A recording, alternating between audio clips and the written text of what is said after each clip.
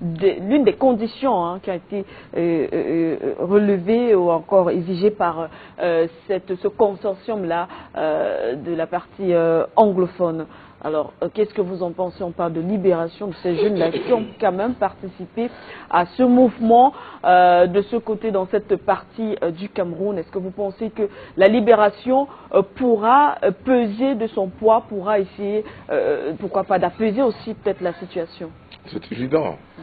C'est évident que, comme dans toutes sortes de crises, oui, lorsque les otages sont libérés, oui, hein, ça permet au dialogue d'avancer.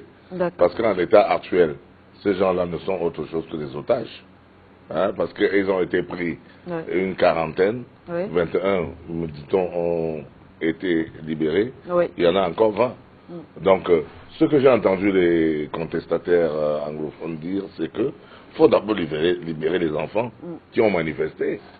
Bon, maintenant, c'est trop facile de créer des crimes pour mettre à leur en compte. Oui. Hein, c'est trop facile de dire que ils ont commis ci, ils ont commis ça, pour occulter le problème de fond. Je veux dire que mais ça fait partie des usages, des jeux et des enjeux de la politique. Ça fait partie des habillages. Ouais. Hein, c'est-à-dire que il faut mettre quelque chose dans la balance pour dire que bon oui, vous avez brûlé le drapeau, par exemple. Hein, et donc vous avez brûlé le drapeau, et puis quoi encore.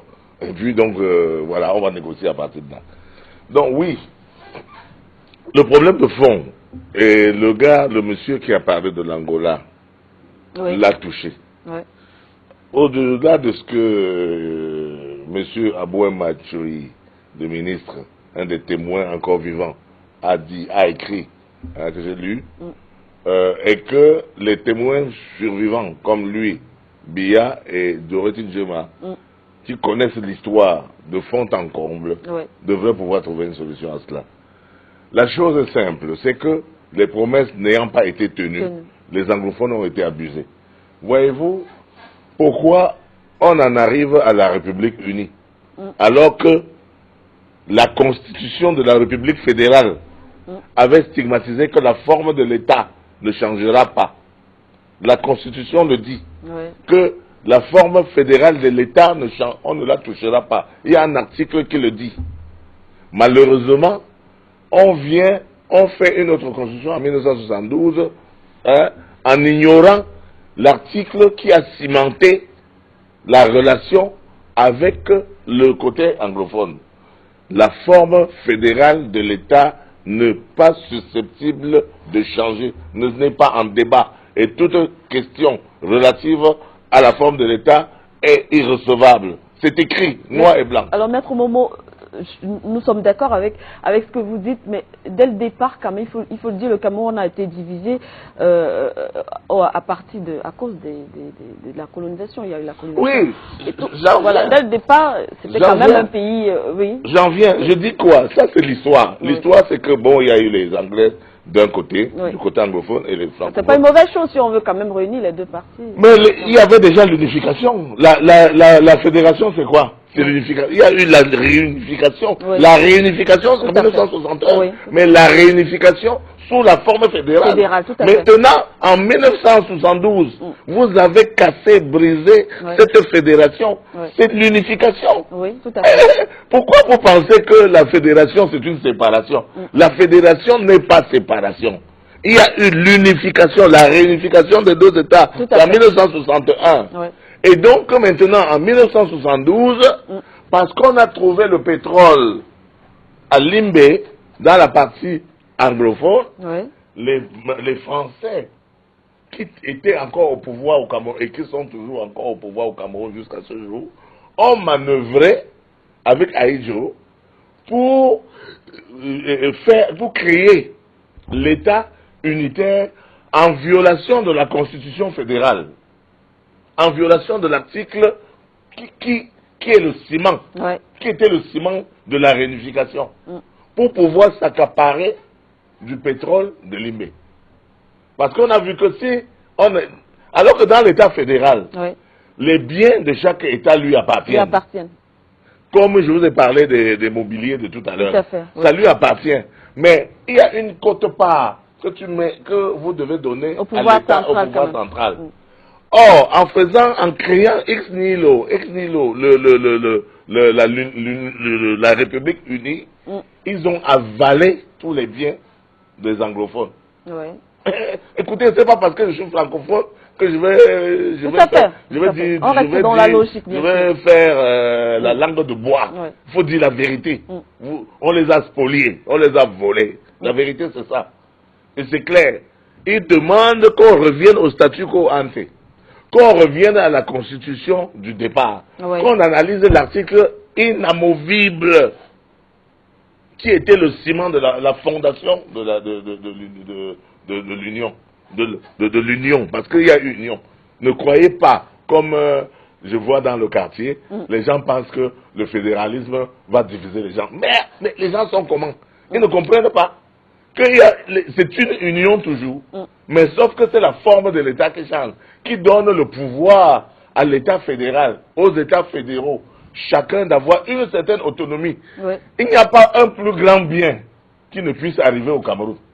Et d'ailleurs, c'est pour ça que les sécessionnistes ont dit. Ils ont dit, l'État fédéral ayant été dissous, l'État unitaire appartient maintenant à la France. Et ils appellent le pouvoir de Yaoundé le pouvoir colonial français.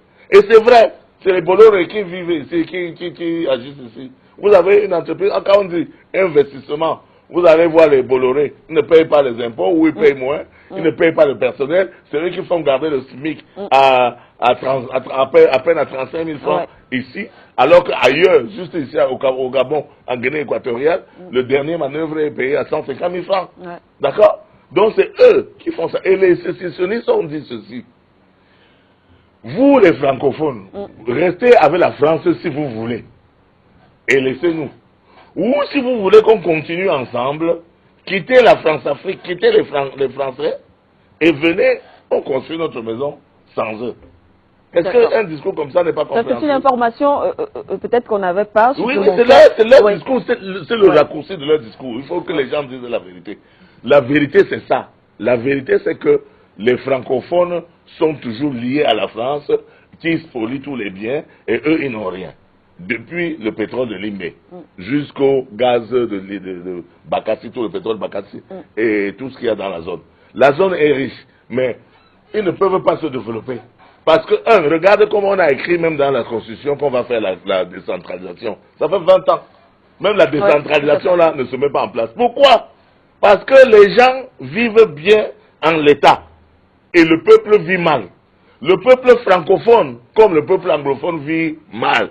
Il ne faut pas qu'on vous trompe. Nous, francophones, vivons aussi mal que les anglophones à cause du système centralisé de l'État qui ne nourrit que les Blancs. La France, en l'occurrence. C'est ça la vérité. Alors, Maître Momo, on a eu cette information ce matin, qu'on pourra appeler information de dernière minute. La population anglophone réclame une présidence rotative ou régionalisée. Est-ce que ce n'est pas normal? Est-ce que ce ne serait pas une revendication normale? Que eux aussi. Est-ce que qui a dit que, comme on vient à l'Union, le président sera toujours francophone? Je crois qu'il faut tenter aussi un président anglophone. Pourquoi on n'a que 2 présidents pendant presque 60 ans? 60 ans, 2 présidents. L'un fait son temps, 23 ans, il donne la passe à l'autre qui est déjà à 34 ans. Après, il va donner la passe à quelqu'un d'autre encore qui va faire quoi? Et les anglophones, qu'est-ce qu'ils gagnent? Attendez, quand nous nous mettons ensemble dans nos tontines, dans nos organisations sociétales, mais ça, on met l'argent en commun, vous gagnez pour acheter ce que vous voulez. Après, demain, c'est mon tour, non? Pourquoi, dans une sorte de Ndjangi, parce que la politique n'a Ndjangi, comme a dit Achou, pourquoi dans ce Ndjangi, il n'y a que les francophones qui vont toujours prendre la mise et les anglophones ne prendront jamais rien? Est-ce que ce serait juste? Est-ce que ce serait équitable? Est-ce que ce serait justice? Ce ne serait pas juste, ni justice.